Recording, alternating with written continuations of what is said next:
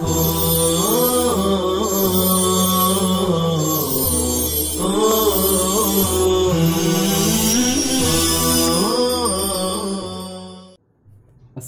अलैकुम वरहमतुल्लाहि वबरकातुह। अज़ीज़ तलबा, आज के सबक में आपको ये बतलाया जाएगा कि बिस्मिल्लाह जुज़्वे सूरत है या जुज़्वे क़ुरआन। इबारत देखिए। फ़ायदा। इमाम आसिम रहमतुल्लाह अलैह के नज़दीक, जिनकी रिवायत हफ्स तमाम जहान में पढ़ी जाती है, उनके यहाँ बिस्मिल्लाह हर सूरह का जुज़ है। तो इस लिहाज से जिस सूरह को कारी बिला बिस्मिल्लाह पढ़ेगा तो वो सूरह इमाम आसिम रहमतुल्लाह अलैह के नज़दीक नाक़िस होगी। ऐसे ही अगर सारा कुरान पढ़ा जाए तो जितनी सूरतों में बिस्मिल्लाह नहीं पढ़ी है उतनी आयतें कुरान शरीफ में नाक़िस होगी।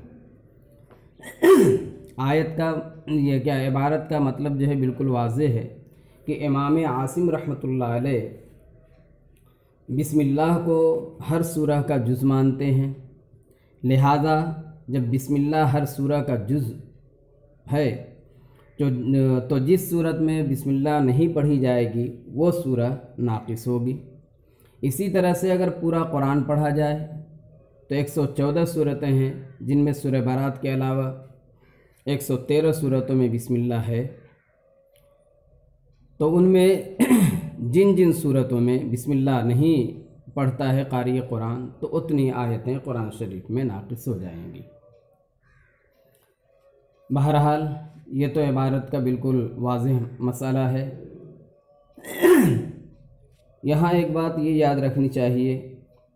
कि यहाँ इमाम आसिम रहमतुल्लाह अलैह की तरफ जो निस्बत की गई है कि उनके यहाँ बिस्मिल्लाह हर सूरह का जुज़ नहीं है या हर सूरह का जुज़ है,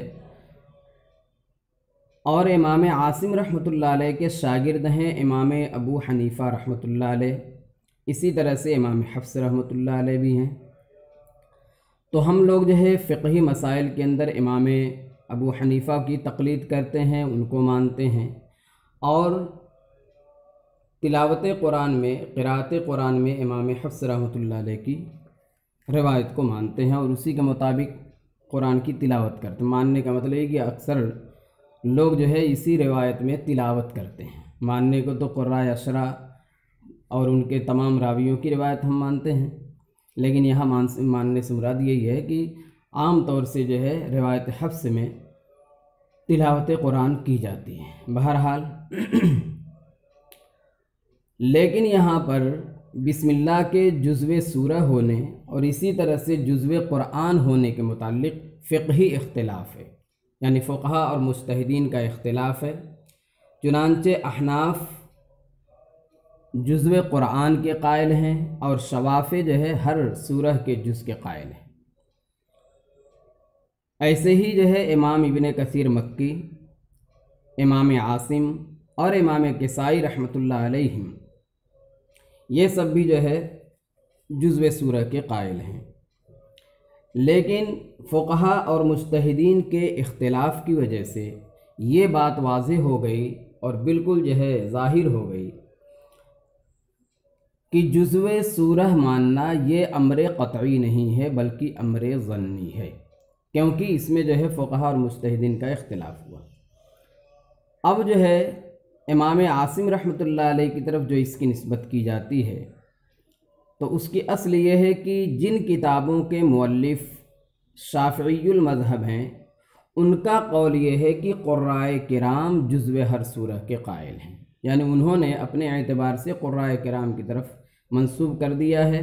अब ये इमाम आसिम रहमतुल्लाह अलैह से जुज़्वे कुरान होने की बात कहाँ तक सही है, ये महल नज़र है। इसलिए कि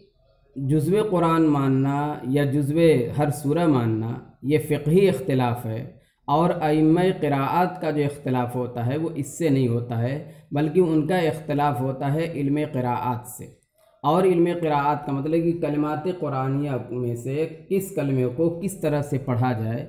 उनका इख्तिलाफ़ उसमें होता है। अब रहा ये जुज़्वे सूरह کا اختلاف یا جزو قرآن کا اختلاف بسم اللہ کے بارے میں کہا جائے تو یہ ان کی طرف منسوب کرنا خود مصنف رحمۃ اللہ علیہ نے اپنے حاشیے میں لکھا ہے فوائد مکیہ کے کہ جن کے مؤلف شافعی المذہب ہیں ان کا قول ہے کہ یہ قراء کرام جزو ہر سورہ کے قائل ہیں، یعنی شافعی المذہب ہونے کے اعتبار سے یعنی اپنے مذہب کو ثابت کرنے کے لیے انہوں نے اس طرح کی بات کہی ہے۔ اس کی حقیقت کیا ہے اللہ جانے۔ بہرحال آگے ایک بات بتلا رہے ہیں کہ اگر درمیانے قرات کے کوئی کلام اجنبی ہو گیا گو کہ سلام کا جواب ہی کسی کو دیا ہو تو پھر سے استعاذہ دہرانا چاہیے۔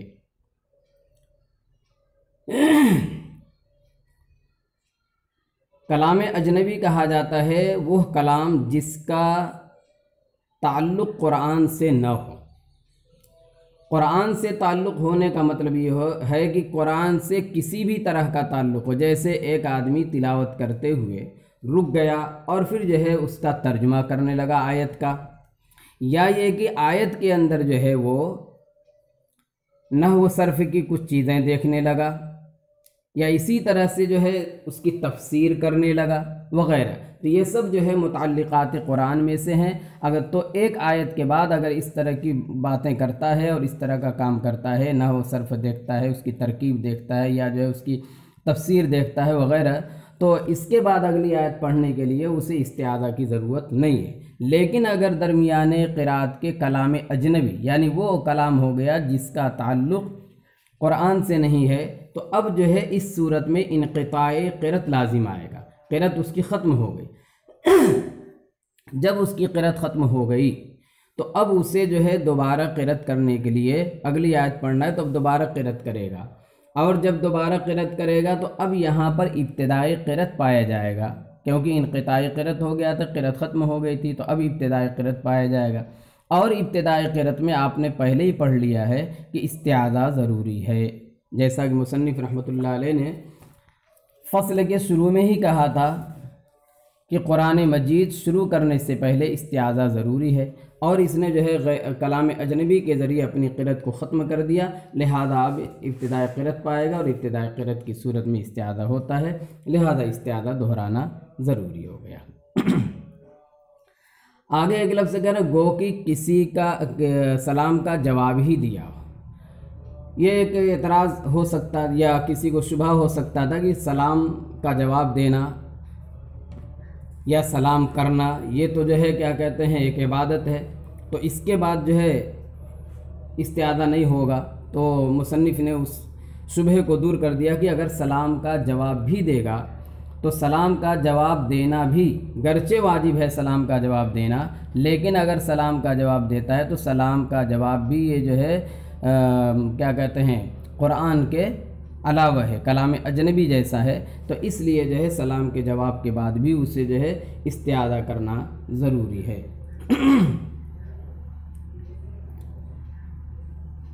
آگے فرما رہے ہیں کہ قرات جہریہ میں استعاذہ جہر کے ساتھ ہونا چاہیے، اور اگر آہستہ سے یا دل میں استعاذہ کر لیا جائے تو بھی کوئی حرج نہیں، بعض کا قول ایسا ہے۔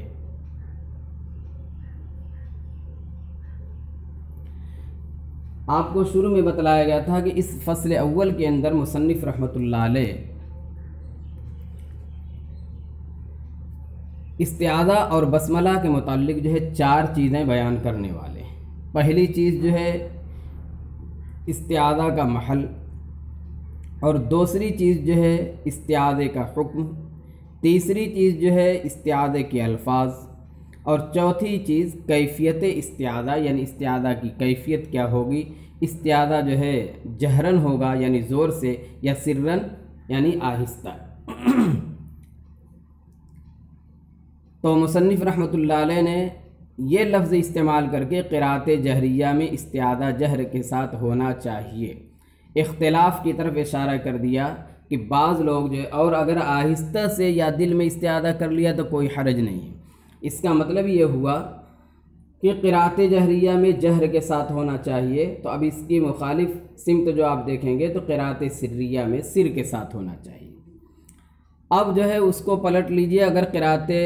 سریہ میں استعاذہ سر کے ساتھ ہونا چاہیے اور اگر جہر کے ساتھ کر لیا تو کوئی حرج نہیں ہے۔ تو اب یہاں پہ 3 جماعتیں ہو جا رہی ہیں۔ ایک جماعت وہ ہے جو کہتی ہے کہ استعاذہ بالجہر ہوگا، چاہے قرات جہری ہو چاہے سری ہو، اور ایک جماعت کا کہنا ہے کہ استعاذہ بالسر ہوگا، چاہے قرات جہری ہو یا سری ہو، اور ایک جماعت کا کہنا ہے کہ استعاذہ قرات کے تابع ہوگا۔ اسی کی طرف مصنف نے اشارہ کیا ہے، قرات جہریہ میں استعاذہ جہر کے ساتھ ہونا چاہیے، تو اس کا جو ہے وہ نکلا مخالف کہ جو ہے قرات سریہ میں سر کے ساتھ ہونا چاہیے۔ اس میں تو کسی دلیل کی کوئی ضرورت ہی نہیں ہے، کیونکہ استعاذہ یہ قرات کے تابع ہے۔ استعاذہ جو ہے قرات کے تابع ہے، جیسی قرات ہوگی ویسا استعاذہ ہوگا، یعنی قرات جہریہ میں جہر کے ساتھ اور قرات سریہ میں سر کے ساتھ، اور یہ بالکل واضح بات ہے۔ اور جو ہے قرات جہریہ میں جہر کے ساتھ اور قرات سریہ میں سر کے ساتھ۔ اب جن لوگوں نے استعاذہ بالجہر مطلقاً کہا ہے، یعنی قرات جہریہ ہو یا قرات سریہ، ان کا کہنا یہ ہے کہ استعاذہ اعلان ہے، کہ جو ہے اور اعلان جو ہے زور سے کیا جاتا ہے، جہراً کیا جاتا ہے، لہذا پڑھنے والے کو زور سے استعاذہ کرنا چاہیے، تاکہ اگر سامعین ہوں، سننے والے ہوں، تو وہ جو ہے ہمتاً متوجہ ہو جائیں اور قرآن کریم کا کوئی بھی حرف غفلت میں نہ گزرے، کیونکہ قرآن کریم میں آیا ہے اذا قرئ القرآن فاستمعوا له وانصتوا لعلکم ترحمون، کہ جب قرآن پڑھا جائے تو خاموش رہو، غور سے سنو۔ تو غور سے سننا، قرآن کا ایک حرف بھی چھوٹنے نہ پائے غور سے سننے کے متعلق، تو اسی وقت ہوگا جب کہ اسے معلوم ہوگا، تو اسے جو ہے استعاذہ بالجہر کرنے کی صورت میں اسے معلوم ہو جائے گا، لہذا کوئی بھی حرف اس کا چھوٹے گا نہیں۔ اور جو لوگ کہتے ہیں کہ استعاذہ بالسر ہی ہوگا، چاہے جہری قرات ہو چاہے سری ہو، ان کی دلیل یہ ہے کہ استعاذہ یہ دعا ہے، اور جہری دعا سے سری دعا کا مرتبہ بڑھا ہوا ہے، لہذا استعاذہ بالسر ہونا چاہیے۔ بہرحال یہ ان کی اپنی دلیلیں ہیں۔ ایک بات یہ ذہن میں رہے آپ کے کہ یہ جو اختلاف ہے استعاذہ کے جہر اور سر کا، یہ نماز کے باہر کا ہے، خارج نماز ہے۔ نماز کے اندر ہر ایک جو ہے استعاذہ بالسر کا قائل ہے، کسی کے ہاں استعاذہ بالجہر نہیں ہے۔ صاحب امانیہ نے بہت اچھی بات یہاں حکمت کی بات ایک بتلائی ہے کہ نماز کے اندر استعاذہ بالجہر کیوں نہیں ہوتا ہے، بالسر ہی کیوں ہوتا ہے؟ حالانکہ ابھی آپ نے سنا کہ استعاذہ بالجہر اس لیے ہوتا ہے تاکہ سامعین جو ہے متوجہ ہو جائیں اور کوئی بھی حرف جو ہے غفلت میں نہ گزرے، توجہ کے ساتھ وہ سنیں۔ تو نماز کے اندر اگر بالسر استعاذہ کیا جائے گا تو اس میں بھی یہ بات ہو سکتی ہے کہ کوئی جو ہے لفظ غفلت میں گزرے، تو اس کا جواب بہت ہی اچھے انداز میں انہوں نے دیا ہے کہ نماز کے اندر استعاذہ بالسر ہی کیوں کیا جاتا ہے۔ اس کی وجہ یہ ہے کہ مقتدی جو ہے تکبیر تحریمہ کے بعد اول نماز ہی سے قرات کی طرف کیا ہو جاتا ہے، متوجہ ہو جاتا ہے، لہذا قرات میں سے کوئی شے بھی فوت ہونے کا اندیشہ نہیں ہوتا۔ اس لیے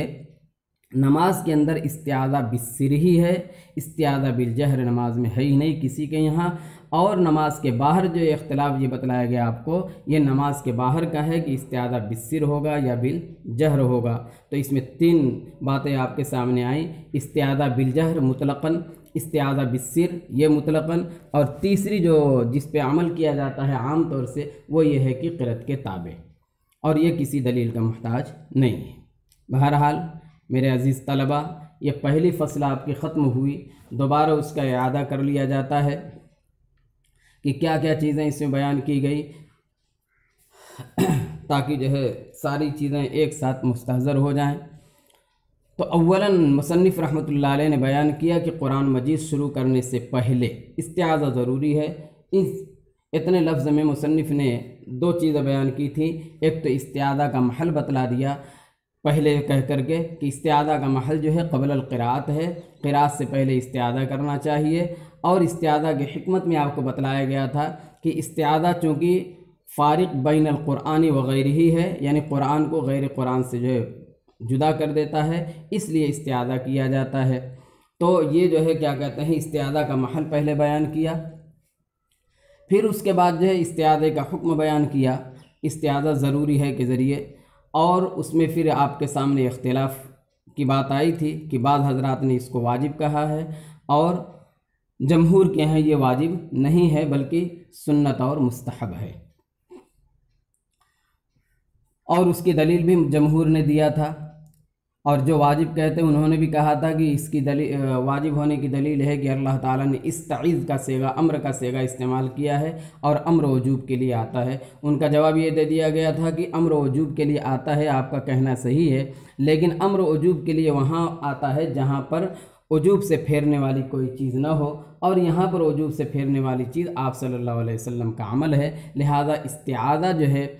قبل القراءت یہ مستحب اور سنت ہے۔ پھر اس کے بعد جو ہے تیسرے نمبر پر الفاظ استعاذہ ذکر کیا تھا، اور اس میں بھی کئی طرح سے آپ کو بتلایا گیا کہ استعاذہ کسی بھی لفظ سے کیا جا سکتا ہے، لیکن اس کے لیے بہتر لفظ بتلایا تھا اعوذ باللہ من الشیطان الرجیم، یہ جو ہے اس کے لیے بہتر ہے، اس لیے کہ اس کے تمام ہی الفاظ جو ہے قرآن کریم میں جہاں پر حکم دیا گیا استعاذہ کا اس کی آیت سے تمام ہی الفاظ مل رہے ہیں باللہ من الشیطان الرجیم تک۔ استعیذ سے اعوذ صرف کیا گیا ہے، استعیذ سے اعوذ کر لیا جائے، اور باقی تمام جو ہے کلمات قرآن کے موافق ہیں، اس وجہ سے یہ بہتر ہے، گرچہ کہ اس کے علاوہ سے بھی ثابت ہیں۔ اور جو ہے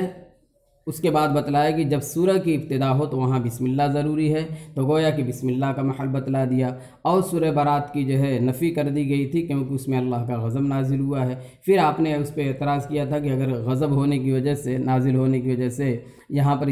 بسم اللہ نہیں پڑھا جاتا تو دیگر اور صورتیں ہیں جیسے سورہ ویل ہے، سورہ عبس ہے، اس طرح سے جو ہے اس میں بھی اللہ کا غضب نازل ہوا ہے، تو وہاں پر بسم اللہ کیوں پڑھتے ہیں، وہاں بھی نہیں پڑھنا چاہیے، تو اس کا جواب یہ دیا گیا تھا کہ وہاں پہ چونکہ بسم اللہ لکھی ہوئی ہے اس وجہ سے وہاں بسم اللہ پڑھتے ہیں، اور سورہ برات میں بسم اللہ لکھی ہوئی نہیں ہے اس لیے وہاں نہیں پڑھتے ہیں۔ پھر اس میں ایک ضمنی سوال آیا تھا کہ سورہ برات پر بسم اللہ کیوں نہیں لکھی ہے، تو اس کا جو ہے جواب یہ دیا گیا تھا کہ سورہ انفال اور سورہ برات کے الگ الگ ہونے کے بارے میں صحابہ کرام کا اختلاف تھا، اس وجہ سے اس کو جو ہے وہاں پر ایک سطر خالی رکھ کر کے حضرت عثمان غنی رضی اللہ تعالیٰ عنہ نے اس کی کتابت کروا دی کہ جو الگ سورہ کا قائل ہے وہ بسم اللہ وہاں پر لکھ سکتا ہے، اور جو الگ سورہ کا قائل نہیں ہے وہ جو ہے وہاں بسم اللہ نہ لکھے۔ پھر اس کے بعد بتلایا تھا کہ اوساط اور اجزاء میں اختیار ہے، یعنی اوساط اور اجزاء صورتوں کے بیچ میں چاہے وہ سورہ برات ہی کا بیچ کیوں نہ ہو تو وہاں پر استعاذہ کے ساتھ بسملہ پڑھنا اور نہ پڑھنا اس کو اختیار ہے، کیونکہ وہ بسم اللہ کا محل وہاں نہیں پایا جاتا، البتہ وہ برکت کے لیے اگر پڑھنا چاہتا ہے تو پڑھ سکتا ہے۔ پھر اس کے بعد جو ہے اعوذ باللہ اور بسم اللہ کے پڑھنے کی صورتیں بتلائی تھیں وصل اور فصل کے اعتبار سے، اور اس کے ضمن میں آپ کو یہ بتلایا گیا تو ابتدا کی 3 قسمیں، ابتداء حقیقی، ابتداء حکمی، ابتداء تقدیری۔ ابتداء حقیقی یہ ہے کہ کسی سورت سے پڑھنا شروع کیا جائے، اور ابتداء تقدیری یہ ہے کہ ایک سورہ ختم کر کے دوسری سورہ پڑھی جائے، اور ابتداء تقدیری یہ ہے کہ درمیان سورہ سے قرأت کی ابتدا ہو۔ ہر جگہ جو ہے چاروں جگہ جو ہے عقلی اعتبار سے 4 وجہیں نکلتی تھیں۔ ابتداء قرأت ابتداء صورت میں 4 وجہیں جائز تھیں، فصل کل، وصل کل، فصل اول، وصل ثانی، وصل اول، فصل ثانی، اور ابتداء تقدیری کے اندر جو ہے 3 وجہ جائز اور 1 وجہ جو ہے ناجائز کہی گئی ہے، اور ابتداء حکمی میں 2 وجہ جائز اور 2 ناجائز کہی گئی ہے، اور اس میں بھی آپ کے سامنے کئی باتیں آئی تھیں۔